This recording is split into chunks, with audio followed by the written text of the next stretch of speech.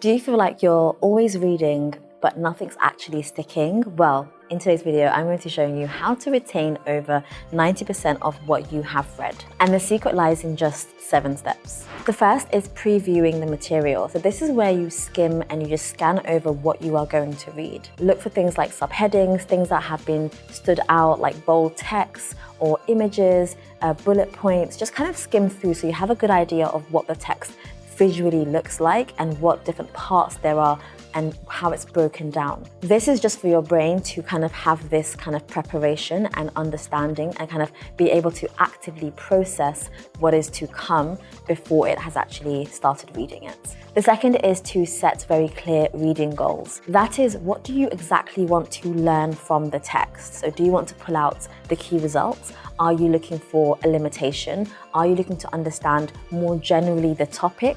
What are the goals of you reading? Because otherwise, if you read without an intention, you're not going to be picking up on any signals that the text is giving you. So it's really important to have those goals, write them down, and as you're reading, try to highlight and kind of make a bit of a memorable kind of mark somewhere that relates to your reading goal. Some of these goals could be, what is the main idea or thesis of this text? What am I hoping to learn from this chapter or article? How does this topic relate to what I already know?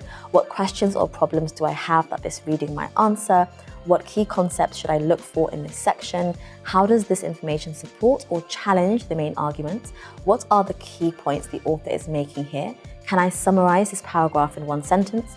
What examples or evidence is the author using to support their work? How can I apply what I have learned here in the text to my real life or in my work?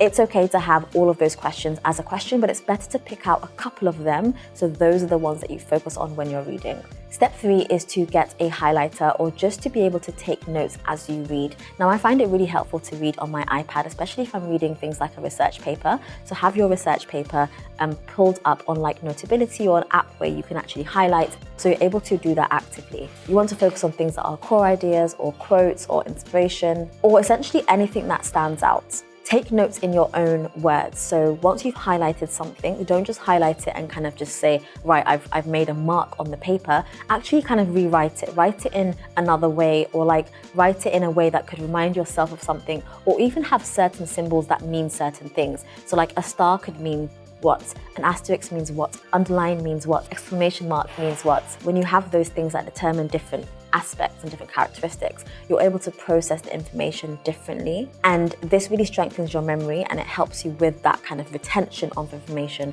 and it helps you focus as you read as well. The fourth thing I always do is I always summarize in my own words what I have read as soon as I have read it. Once you have finished reading like a chapter or maybe a bit of a section, then just take a little pause and write down what you have read in your own words. And by the way, you can do this like using a voice recording. You don't have to do this in a formal way. It can be really messy. It doesn't need punctuation and grammar and sort of the right spacing. It just needs to be you having summarized what you've just read in a clear way. This actually taps into helping you transfer the information from short-term memory to long-term memory, which is what you are aiming to do when you read. Number 5, I always teach what I have learned. Now, it's really easy to do this if you have like friends or if you're in the same group as someone who's reading the same text as you. It's easy to kind of be like, oh, let me explain it to you. But if you don't have someone there, just explain it to anyone or just to no one. So sometimes I just set myself up in my own room by myself, and I'll just explain. I'll pretend like I'm a teacher, I'll pretend like I'm a lecturer, and I'll try to explain the topic to a chair, like nothing in front of me.